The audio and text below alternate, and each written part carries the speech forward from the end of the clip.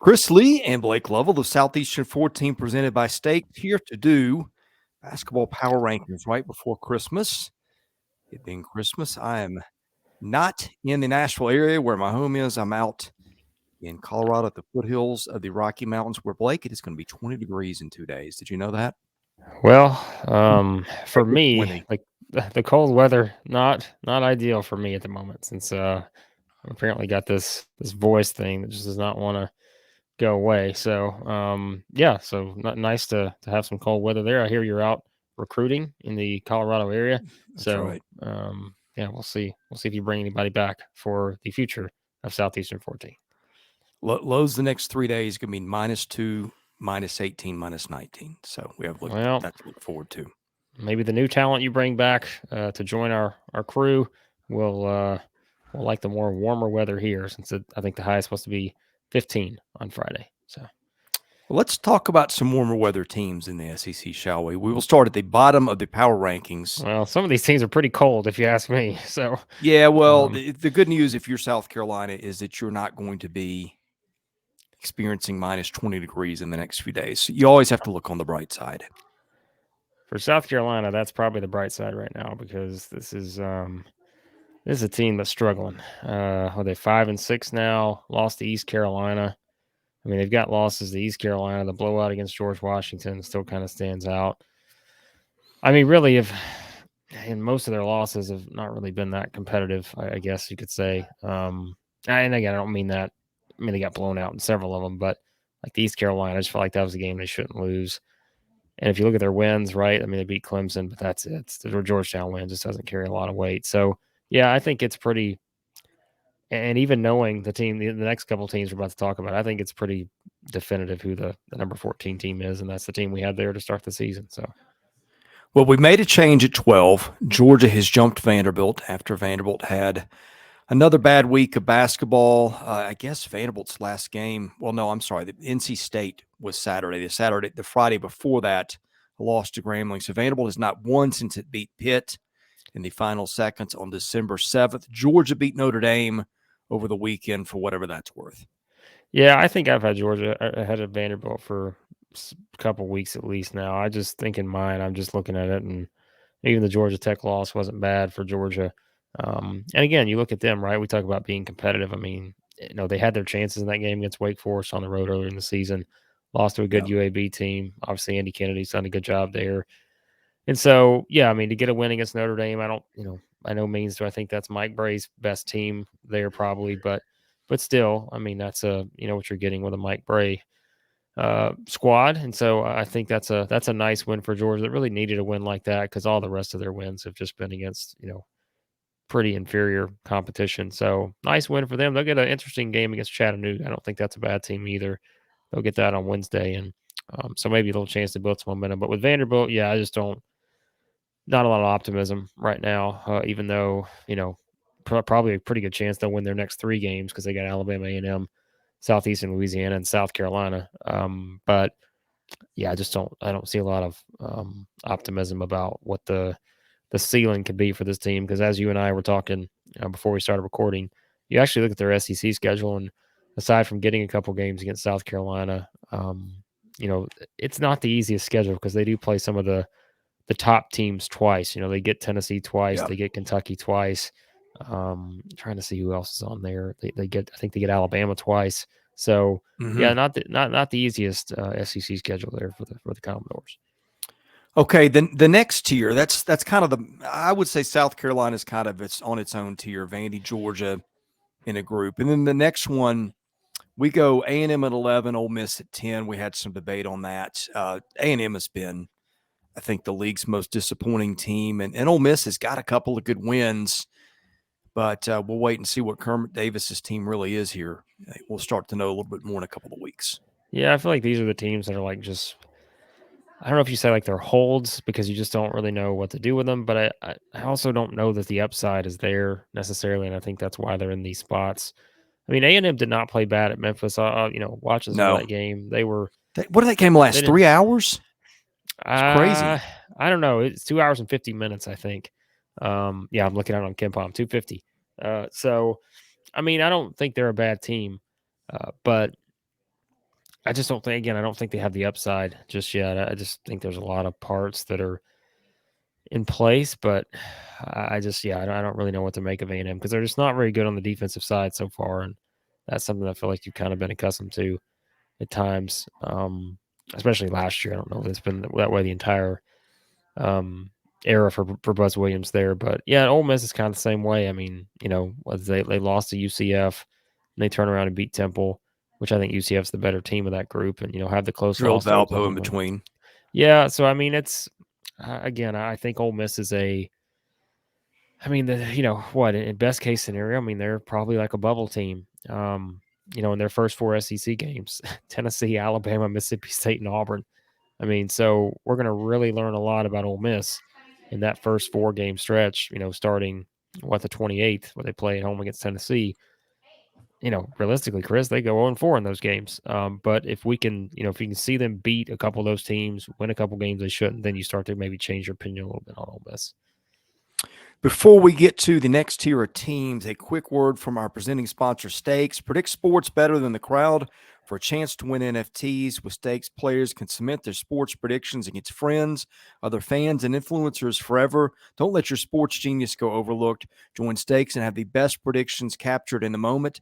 Head to playwithstakes.com/14. Use your invite code Southeastern14 for a double welcome bonus. Okay, we had a 3-way tie next.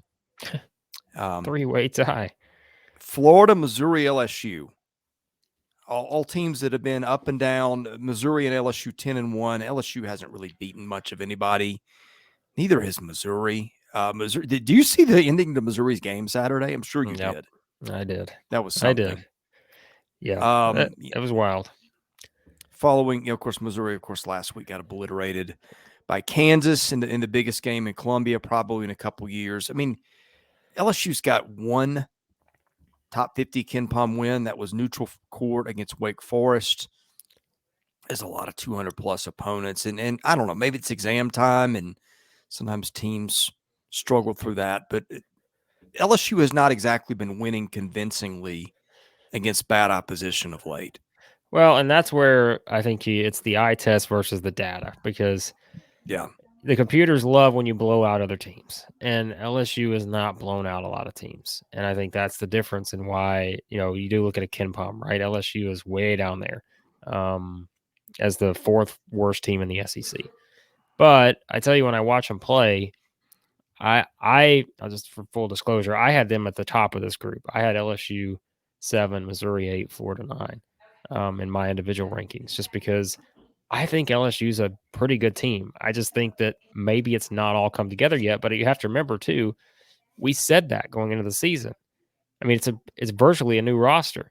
So I think when you look at that, Adam Miller, Wilkinson, those guys are back, but I think when you look at it from that standpoint, maybe it's still just a team that's getting used to each other. And remember, they are basically a clock malfunction away from having being a chance unbeaten. to beat Kansas State in overtime and win the Cayman Islands Classic. So I give some credit to that. So I went with LSU at the top of this group.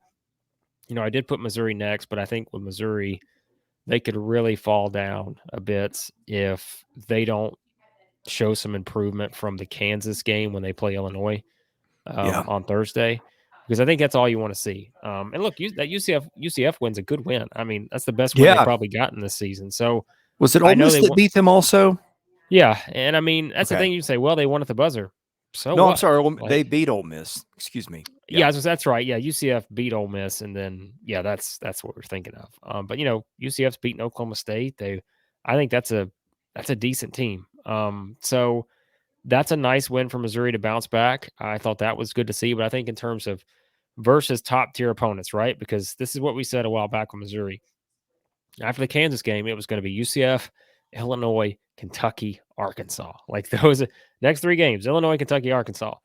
You better play some defense or you're going to get blown out. And I think that's where you want to see the improvement for Missouri in these next 3 games. We'll see if that happens. Florida, honestly, I think I'd put Florida in the tier with like Ole Miss and A&M a little bit. And I don't mean that maybe from a talent standpoint, but I just mean like I don't know what to do with Florida yet. I just don't think that, like we said, they've lost some close games. They've gotten blown out by the 2 best teams they played. So it's really hard for me to get a good grasp of them. I think we'll get a better idea when they play Oklahoma on Tuesday, because that's an Oklahoma team that we've seen play two SEC teams. They beat Ole Miss, lost to Arkansas. So yeah, I think that you could probably mix and match these teams, but I tend to think LSU might be the best of this group. So Well, I'll tell you what, I took the easy way out. I deferred to the computers on Florida. Pomeroy, Torvik, Jeff Sagard all had the Gators in the top 45. Did not have either of Missouri or LSU inside the top 59. So take that for what it's worth. It may be nothing, but I'm with you. It's hard to know what to do with Florida. It's hard to know with Missouri and LSU when they haven't played much of anybody, and that's how I went. Florida has more dominant wins. They've blown out a bad Stony Brook Yeah. team. They blew out a bad Florida A&M team. They blew out Stetson. They blew out Ohio. So I think that helps a little bit when it comes to the numbers. That's my guess. So next we get to, if A&M's not our most disappointing, maybe this is hard. I think we're both a little disappointed in Auburn, though. Is that fair to say? I think that's fair, but I think it's more of I don't think Auburn has the upside that we thought. I think that's probably Auburn the better does way not to- have the stellar guard play. Their guards are limited, and I think that is going to cap Auburn's upside. I just Are don't you think with me on that? well, yeah, and I just think their offense is not. It's a question we had, but I just don't think offensively.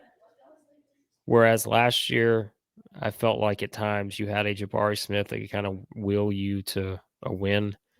I just don't see a whole lot of that on this roster just yet. And was against USC. How many turnovers they had? 23. Had 23 turnovers.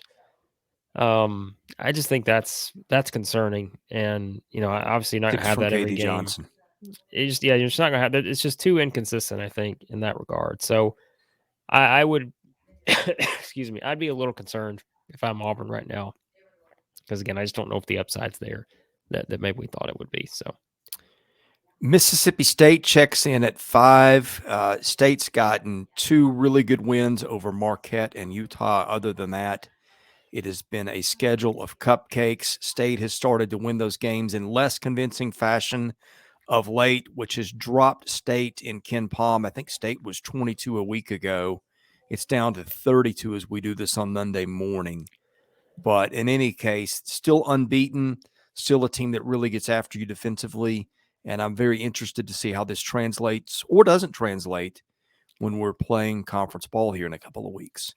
yeah, it will be interesting because, like you said, defensively they've still been really good. They finally gave up, I guess, back-to-back games. They've given up more than 55. I think that was our magic number for them. But give up 59 to Jackson State, 66 to Nicholls State. So it's not like they're giving up 70 or 80. Still a very defensive-driven team, and I think offensively that's the question, right? Yeah.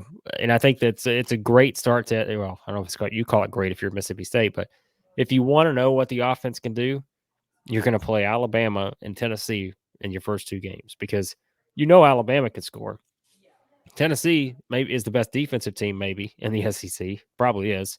So it's like you get those first 2, and I think that'll give us a really clear idea of what Mississippi State is and what to make of this 11-0 record. Which they got a Drake team coming up too here on Tuesday. I don't think that's going to be a gimme by any means, but they should take care of business and perhaps be 12-0 going into SEC play. We were split on Kentucky. I had Kentucky at 4. You had Kentucky at 5. You actually had State ahead of Kentucky. I just can't go there yet till I see more out of State. Kentucky continues to underwhelm. Is that the best way to put it? Chris, I'm going to give you why I put Mississippi State ahead against Kentucky. Hey, you may not be wrong. Right now you may not be. If you put them on a neutral floor right now, I think Mississippi State defensively would hold Kentucky to less than 60 points.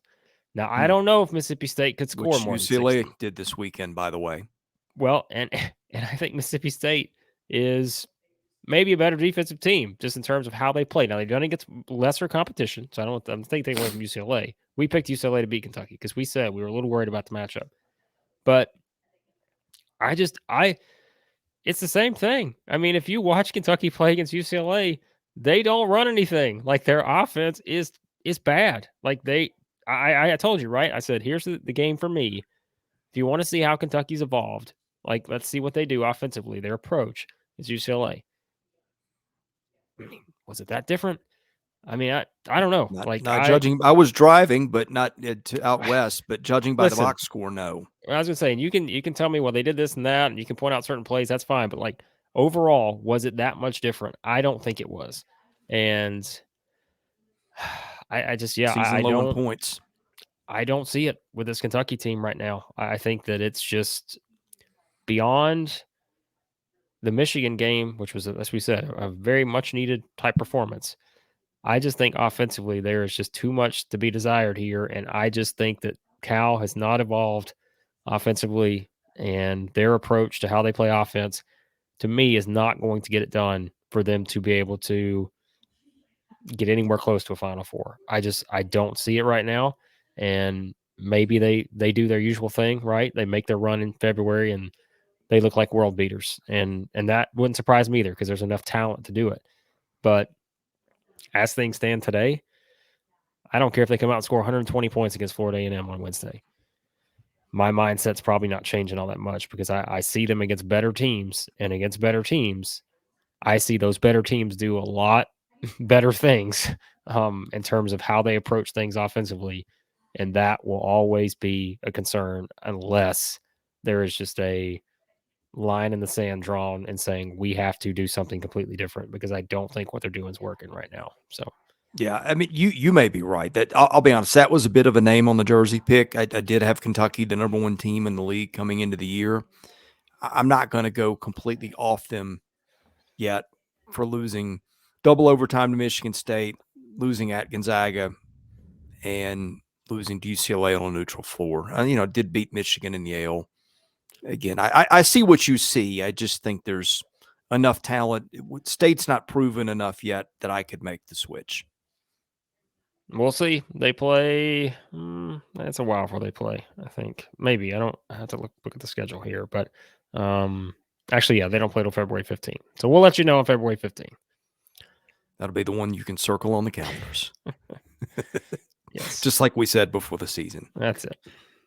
When Mississippi State and Kentucky play, everybody circle that one. Okay. In Starkville. Yeah, there we go. This is where we get to could argue a lot of ways here. And before we get there, a shout out to our other sponsor, BROTHROW, which is the only sports betting platform that lets you bet directly with friends. If you don't like betting $11 to win $10, you're going to love BROTHROW. It lets you bet on all 50 states. It's not the house, so bettors have a fair chance of winning. It's the only platform that doesn't take a cut of every bet. You don't have to deposit money into an account. No deposits, no minimum bets, no need to connect your bank account. Bettors pay each other directly. It's a hassle-free sign-up process that lets you get in the action in seconds. Go to brothrow.com/SE14. Join our ever-growing community that we just started. Have some fun with us in BROTHROW and help out the folks who help our show. Okay, number 3, the Arkansas Razorbacks. But I think you could make a lot of arguments in terms of these top 3, and that's just where we went this week. Yeah, I think you could put these in a lot of different orders, like you said. I don't. The Brazil injury, I think, has hurt them, right? Whether they haven't lost a game because of it yet, but it does, I think, dampen. It has to dampen their outlook a little bit because he played so well.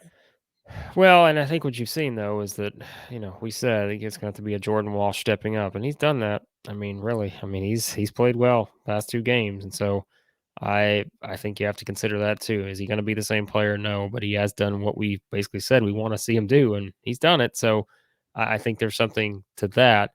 But yeah, I mean, I don't know if there's a lot that I would say that separates these 3 teams, and obviously we're talking about Tennessee, Arkansas, and Alabama. I think, let's call it what it is. I think of these schedules, Arkansas has probably played the least toughest of the 3, but it's not a bad schedule. It's just, No. Alabama's played, let's just call it what it is, right? Like Alabama's just played a ridiculous schedule. And Tennessee has played, I don't know, probably not that far behind. They haven't played a bad schedule. So yeah, I think that's the difference right now is just, I think that's all you're doing. I think all three of these teams are, to me, it's like 1A, 1B, 1C with these three. And then I think there's the gap. Then I think it's pick who you want. Kentucky, Mississippi State, Auburn. I think they're in the next tier. I think these three teams are all in one tier to me, and it's just a matter of kind of what you value more to this point, because I think all three of them have Final Four upside, although I'm still going to bring up something in a second on Tennessee where I'm a little concerned. But yeah, I mean, this order I think will flip between these three, barring a surprising loss by any of the group. So, well, we had a tie at the top spot between Tennessee and Alabama. You picked Bama 1, I picked Tennessee 1. And I don't know who's right. Both teams have their flaws. They're obvious when you watch them play. I think I went with Tennessee just because it's an older team and it's just darn near impossible to score on them unless your name is Arizona. I don't know what the right pick is, and you and I had split opinions on this and flip a coin, right? yeah, I mean, Gonzaga looked like the old Gonzaga. And I think part of that was Alabama just struggled defensively, which we hadn't seen a lot this season. But part of that, too, was just, I think, Gonzaga remembering what they need to do to win games. And so I didn't really knock Alabama much for that loss, even though it was a disappointing, yes. But I think you're still going up against a high-octane offensive team. And I just think it was one of those games where Gonzaga just got the looks they wanted and they hit the shots they wanted. But yes, defensively, Tennessee's the better defensive team in this group. I don't think there's any doubt about it. But I didn't really knock Alabama for that. And the reason why I went Alabama over Tennessee was one difference, Chris, and it's 2 words: Brandon Miller. Who had 36 on Saturday? Yeah, I mean, he had 36 points. I said, and I know some people thought I was exaggerating, but I think he's one of the best SEC freshmen I've ever seen.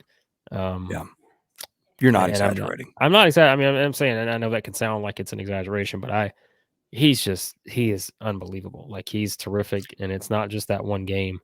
We've seen it all season. But for him to kind of have the game he had, he's just, the tools are just all there. And so that's probably what gave me a little bit of the choice to put them there. But look, I don't think you take anything away from Tennessee. I mean, that was, like we said, that was a tough road game in Arizona. And I know they're going to talk about the fouls and such. Arizona shot 27 free throws, Tennessee shot 10. And, it was one of those games I know it's frustrating for Tennessee fans because it felt like you had your opportunities, just could not get over that hump to be able to win the game. But I still liked what I saw from them in that game. Thought they did a lot of things well. So yes, I mean, look, we're saying all this to say that like I said, I don't think there's a lot that separates these top 3 teams for me. But I just went Alabama because I don't know, like, both teams lost, right? I mean, let's call it what it is, right? We were kind of half joking. We're like, we're picking against all the SEC teams, although we wound up picking. Who we wind up picking? We wound up picking Alabama and Auburn. Did we take Auburn? Yeah, we did take Auburn. We did. It was we were like, I think we're going to take Auburn, but we weren't convinced. But we said this is I hate to say it, Chris, right? But like all 4 of them lost. Yeah. Alabama lost, Gonzaga lost. Or excuse me, this was a bad weekend lost for the SEC. Well, yeah, because it was really up the last and down weekend, the schedule.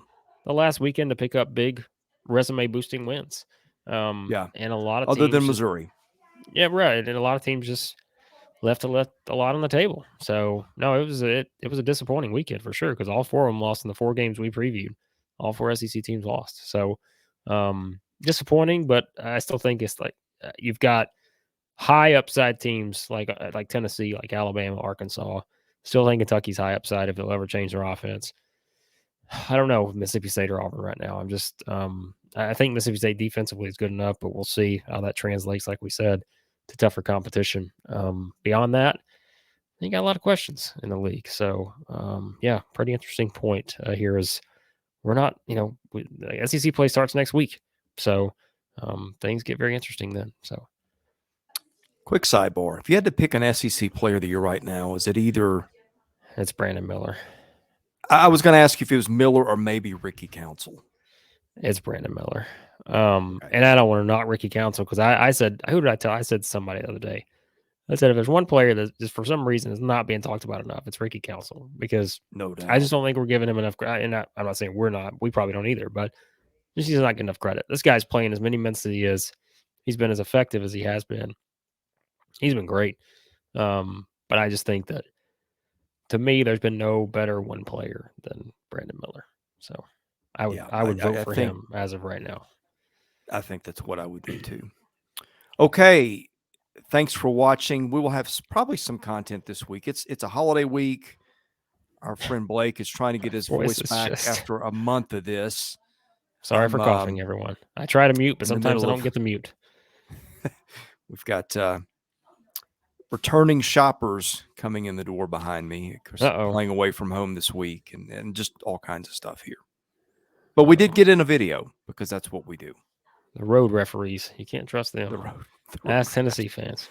So. Never trust the road refs. All right. Yeah. Well, we may have some more content later in the week, depending on how well everybody's feeling. Thank you for watching. Be sure to hit that subscribe button. He's Blake Lovell. I'm Chris Lee. We're Southeastern 14, presented by Steaks.